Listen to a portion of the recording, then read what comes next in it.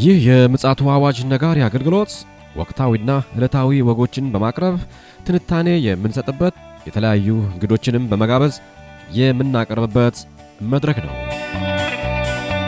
አዘጋጅ ይልቃል አስራት። ሰላም ለእናንተ ይሁን ውድ አድማጮቻችን፣ እንዴት አመሻችሁ? ከቀኑ የቀጠለ መረጃችንን ደግሞ ይዘንላችሁ መተናል።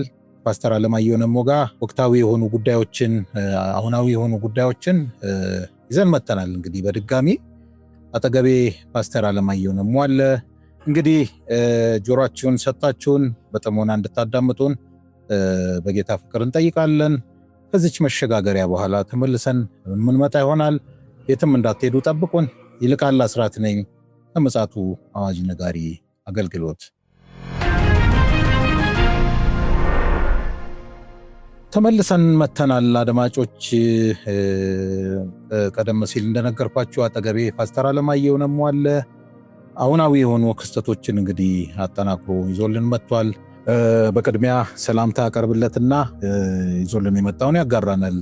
ሰላም ላንተ ይሁን ፓስተር። በድጋሚ እንደምን አለ ወንድም ይልቃል?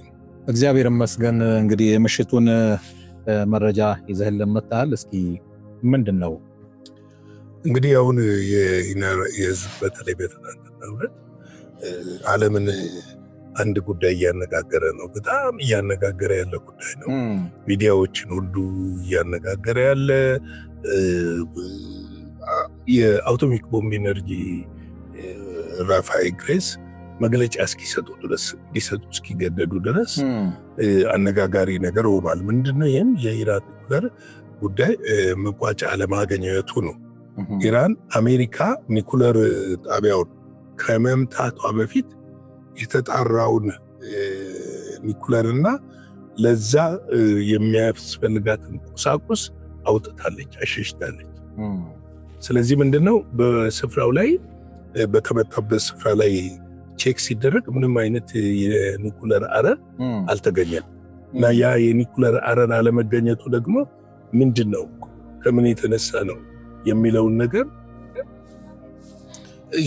ነገር እንግዲህ ምንድነው ዓለምን ግራ ጋብቷል። እንግዲህ ከተመታ ጨረር ያፈትልኳል የሚል ፍርሃት ነበረ፣ ስጋትም ነበረ። የአቶሚክ ቦምብ ኢነርጂም ጨረር ያፈተለቀ ጨረር አላየንም ብሏል። የኢራንም የኒኩለር ኢንስቲትዩቱ ወይም ደግሞ የኒኩለሩን እንትን የሚመሩት ያም ጣቢያ ዩራኒየም እንዳላፈተለቀ ተናግረዋል። ነገር ግን አባስ አራግቺ ተጠይቀው ነበረ።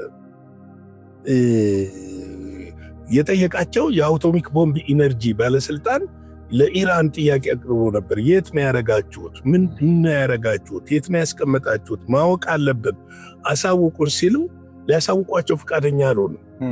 ደህንነቱ ወደሚጠበቅ ስፍራ ምን አድርገነዋል? ወስደነዋል።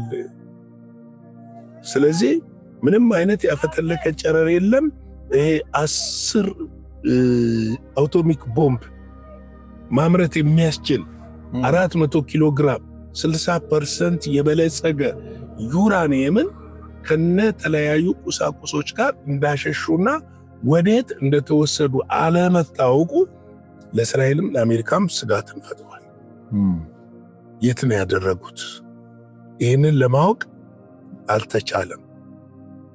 እና እንግዲህ ሌላው ኢራን ልትወስድ ያሰበችው ፓስተር እንደው ሩሲያ የኔ ዜጎች እዛ አሉ ስትል ሽፋን እየሰጠች ነበር ማለት ነው አይደለም? ከደብደባው በፊት ቀደም ብሎ ዓርብ ዕለት ሁሉንም የአቶሚክ የኒኩለር ማምረቻ ጣቢያ ውስጥ ይሰሩ ሰራተኞችን በሙሉ እንዳወጡ ተናግረዋል። እንግዲህ እነሱን ሲያወጡ ያውጡት፣ ከዛ በፊት አስቀድመው ያውጡት፣ የሚታወቅ ነገር የለም። አሁን ለማንም ግራ የገባው ነገር ይሄ ነው። ይህንን ምላሽ ሊሰጡ የሚችሉት ኢራናውያኖች ናቸው። ኢራን አንድ ደግሞ ልትወስድ የፈለገችው እርምጃ አለ። ይህ ምንድነው? ከአቶሚክ ኢነርጂ ኤጀንሲ ለመውጣት ውሳኔ ልታስተላልፍ ረቂቅ ተዘጋጅቶ ለፓርላማው እንዲቀርብ ተወስኗል። ይህንን አደረገች ማለት ምንድነው ድምታው? ከዛም ወጣች ማለት በኒኩለር ጉዳይ ተጽዕኖ ውስጥ አትገባም፣ አትገደድ። ስለማትገደድና ተጽዕኖ ውስጥ ስለማትገባ ከየትኛውም ሀገር የኒኩለር መሳሪያ የመቀበል መብት ይኖራታል። ዓለም አቀፍ ሕግ ይፈቅድላታል ማለት አባል አይደለችማ፣ በምን ያስገድዳታል? አባል ስለሆነች እኮ ነው አሁን ገብታ ትፈትሽ። አሁን ለምሳሌ እስራኤል ኒኩለር አላት፣ ግን አቶሚክ ቦምብ ኤጀንሲ ኢነርጂ ኤጀንሲ አባል አይደለችም። ስለዚህ እስራኤል አቶሚክ ቦምብ እንዳላት ያጋለጡት የራሷ ዜጎች ናቸው። ገብተዋል። ግን ገብቶ ለመፈተሽም ለመበርበርም አለሽ አሳውቂ ለማለት መብት የለውም። አባል አይደለችም። አባል ሀገሮችን ብቻ ነው ይህንን የሚያደርገው፣ አባል ሀገሮች ላይ ነው። ስለዚህ ይሄ ከሆነ ደግሞ በዓለም ላይ ስጋቱ እጅግ ከፍተኛ ነው የሚሆነው። ምክንያቱም ከነሰሜን ኮሪያ በቀላሉ ልትቀበል ትችላለች፣ ከራሻ በቀላሉ ልትቀበል ትችላለች። እንደውም ባይገርም ምንድነው መሰለ ወንድም ይቃል ራሻ ልታስታጥቃት ትችላለች የሚል ስጋት አለ። ኒኩለር ራሻ ልታስታጥቃት ትችላለች የሚል ስጋት አለ። እንግዲህ ከመጀመሪያው ጀምሮ ይሄ ስጋት እየተጠናከረ ነው የመጣው። የሚገርም ደግሞ ራፋይ ግሬስ በትናንትናው ዕለት በዚህ በአቶሚክ በዩራኒየም ዙሪያ መግለጫ ተገደው ለጋዜጠኞች መግለጫ ሰጥተዋል። እስራኤል ዘመቻውን ከመጀመሯ በፊት አይተነዋል፣ የት እንደተቀመጠ እናውቅ ነበረ። አሁን ግን የት እንዳለ ምን ጋር እንዳለ እንዴት እንደተቀመጠ አናውቅም። እኛ ያየነው ስፍራ ላይ እና የተመለከትነው ቦታ ላይ ግን እንደሌለ አረጋግጠናል። በምን ሊያውቁ ቻሉ? ምክንያቱም የጦርነት ቀጠና ስለሆነ ከመሆኑ በፊት ነዋ። ከመሆኑ በፊት እዛ እንደነበረ ያውቃሉ። ከሆነ በኋላ ግን እኮ ሰራተኛ ይኖራቸዋል። እዛው እንግዲህ አባል አይደለች። አባል ስትሆን እኮ ተወካይ ወይም ደግሞ መረጃ የሚያገኙበት የምን ሀገር ዜጋ ነው? የመረጃ ወይ ኢራናዊ ሊሆን ይችላል። መረጃ የሚያገኙበት መንገድ ይኖራቸዋል። መረጃ አሻሚ ነው፣ በጣም አሻሚ ነው። አሁን ምንድነው አሁን እንግዲህ ጦርነቱ በቀላሉ የማይቆም ከሆነ በትናንትና ማታ ከተወሰደው እርምጃ አንጻር እንደዚህ እየሰፋ እርምጃ የሚወሰድ ከሆነ ሰርጡ የሚዘጋ ከሆነ የአሜሪካ የጦር ቤዞች አሁንም የተለያየ ቦታዎች አሉ። እንግዲህ በትናንትናው ዕለት 2 የጦር ቤዝ ነው ኢራቅ ላይ ያለውን በሚሊሻዎች ነው ጥቃት የፈጸሙት። በድሮን በሚሊሻዎች ነው ጥቃት የፈጸሙት። እዛ ላይ በሚሳኤል ነው ጥቃት የፈጸሙት። እነዚህ ነገሮች እየተባባሱና እየጨመሩ የሚመጡ ከሆነ አሁን ላይ እየተሰማ ያለው እስራኤል ጦርነቱን ባጭር ለማቆም የመወሰኗ ጉዳይ፣ ዶናልድ ትራምፕ ለሰላም ጥሪ ማቅረባቸው ጉዳይ፣ እንደገና ደግሞ የኳታሩ ለሰላም ድርድር ወንበሩ ክፍት ነው የማለታቸው ጉዳይ፣ እነዚህ ነገሮች ወደ ሰላም ማምጣት የማይችሉ ከሆነ ይሄ ጦርነት ተባብሶ የሚሄድ ከሆነ ሙሉ ለሙሉ ቀጠናውን ይዞ እንደሚገባ የትናንትናው ምሽት አመላካች ነው። ምክንያቱም አሁን ጦርነት በባህሪው ትመታለህ፣ የተመታኸውን ለመበቀል ደግሞ አጠፌታ ትሰጣለህ እያለ እየጎተተ ይሄዳል። እንግዲህ ይሄ በዚህ እንዳለ አንድ የተረሳ ዜና ልንገርህ። ራሽያ ኬብል ለመያዝ እየገሰገሰች ነው። በዚህ ስለተሸፈነ አልታወቀም እና ኬብል ለመያዝ እየገሰገሰች ነው። በጣም ሰፊ ቦታዎችን ይዛለች ነው ከጥቂት ቀናት ወይ ሳምንት። ስለዚህ አሁን ራሽያ አቴንሽን መሳብ አትፈልግም። አድብታ የራሷን የቤት ስራ ነው እየሰራች ያለችው። ነገር ግን ይሄ በእንዲሁ እንዳለ ደግሞ አንድ ልጨምር ለምፈልገው አገር ውስጥ አሜሪካ ውስጥ በዶናልድ ትራምፕ ላይ እየተደረገ ያለው ዘመቻ ከመቼውም በላይ የከፋ ዘመቻ እየተደረገባቸው ነው በሰውየው ላይና አንዳንዶች ስልጣናቸውን እንዲለቁ እየጠየቁ ነው። አንዳንዶች ክስ እንዲመሰረት እየጠየቁ ነው። ያለ ሴኔቱ ፍቃድ ጦርነት በማወጃቸው ሀገሪቱን ወደ ጦርነት ውስጥ ይዘው ገብተዋል የሚል የአሜሪካን ጥቅም ጎጥተዋል የሚል አይነት ነገሮች እየተነሱ ናቸው። እንግዲህ በቀጣይ ምን ይሆናል? ከዚህ ምሽት በኋላ ነገ ምን ይሆናል አናውቅም። ግን አንድ ነገር እናውቃለን። እግዚአብሔር ከኛ ጋር አለ። አሜን አሜን። አንድ ነገር እናውቃለን፣ ክርስቶስ የእግዚአብሔር ልጅ ላይተወን ላይጥለን ኪዳን ገብቶልናል። የኛ የተባረከ ተስፋችን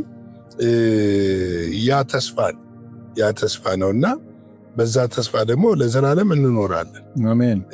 እንግዲህ እስቲ የእግዚአብሔር ቃል ደግሞ እንካፈልና ምን ማድረግ አለብን የሚለውን ነገር ደግሞ እስቲ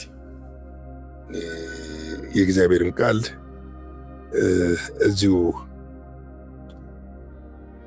ሃሌሉያ 24 ላይ እስቲ እንመልከትና እንግዲህ ክርስቶስ ኢየሱስ ከመምጣቱ በፊት ምንድነው ከሚከሰቱ ነገሮች አሁን ብዙ ጦርነቱ ላይ ብቻ ተኮርንና ብዙ ነገሮችን ሚስ እንዳናደርግ እፈራለሁና ዮሐንስ ማቴዎስ ወንጌል 24 ቁጥር 11 12 እና 13 እስከ 14 ድረስ እንደዚህ የሚል ቃል አለ። ላንብበው። ብዙ ሐሰተኛ ነቢያቶች ይነሳሉ፣ ብዙዎችም ያስታሉ። ከአመፃ ብዛት የተነሳ የብዙዎች ፍቅር ትቀዘቅዛለች። እስከ መጨረሻ የሚጸና ግን እርሱ ይድናል። ለአሕዛብ ሁሉ ምስክር እንዲሆን ይህን የመንግሥቱን ወንጌል በዓለም ሁሉ ይሰበካል።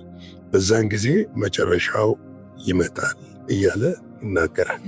እንግዲህ ስለ ሐሰተኛ ነቢያቶች መነሳት ብዙ ጊዜ ብዙ ብለናልና፣ ነገር ግን አሁን እኔ ዛሬ ላነሳ የፈለኩት ለአሕዛብ ሁሉ ምስክር እንዲሆን ይህ የመንግሥቱ ወንጌል በዓለም ሁሉ ምን ይሆናል? ይሰበካል። በዛን ጊዜ መጨረሻው ይመጣል። እናንተም በዜናችሁ እንደምዳስሱ ተስፋ አደርጋለሁ። አድማጮች ነገ ዕለት የሚለቀቀውን ዜና በዚሁ እንዲመለከቱ እየጋበዝኩኝ፣ ግን በዓለም ዙሪያ በአሁኑ ሰዓት ወንጌል እየተሰበከ ነው በሚገርም ሁኔታ። በጦርነት መካከል በጣም የገረመኝ አንድ መረጃችን፣ በጦርነት መካከል በኢራን ውስጥ ወንጌል እየተሰበከ ነው። በጣም እግዚአብሔር በዚህ መካከል በስራ ላይ እንደሆነ ቅዱሳን ሊያውቁ ያስፈልጋል። እንደውም አንዳንድ ቦታዎች ላይ ትልቅ የሆነ ሪቫይቫሎች እየተነሱ ነው ያሉት።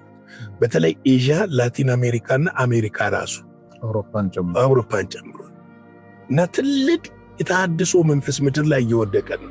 ይህ ደግሞ ምንድን ነው ስንል የመጨረሻው የክርስቶስ መምጣት ምልክት ነው። መምጣቱ ምልክት ነው። ወንጌል መሰበኩ። ለዚህ እኮ ነው እኛ የተኛን የሚመስለኝ። በገጠሩ አለ፣ በገጠሩ እየተሰበከ ነው፣ እንቅስቃሴ አለ። ግን እንደሚፈለገው አይደለም። እኛ በተለያዩ ነገሮች ላይ መጠመዳችንን የሚያመለክተው አሁን በዓለም ላይ ያለውን የወንጌል እንቅስቃሴ በተለይ ወጣቶች፣ በተለይ የዩኒቨርሲቲ ተማሪዎች፣ በተለይ የኮሌጅ ተማሪዎች እያደረጉ ያሉትን ሳስብ ምን እንደማስታውስ ታውቃለህ? 1990ዎቹ ኢትዮጵያ ውስጥ ያለውን እንቅስቃሴ የወንጌል ስርጭት እንቅስቃሴ ያስታውሳል። የተማሪዎች ህብረት እና ይባሱ ፌሎሺፕ 70፣ 80፣ 90ዎቹ ራሷ ሙሉ ወንጌልም የተመሰረተችው በወጣቶች።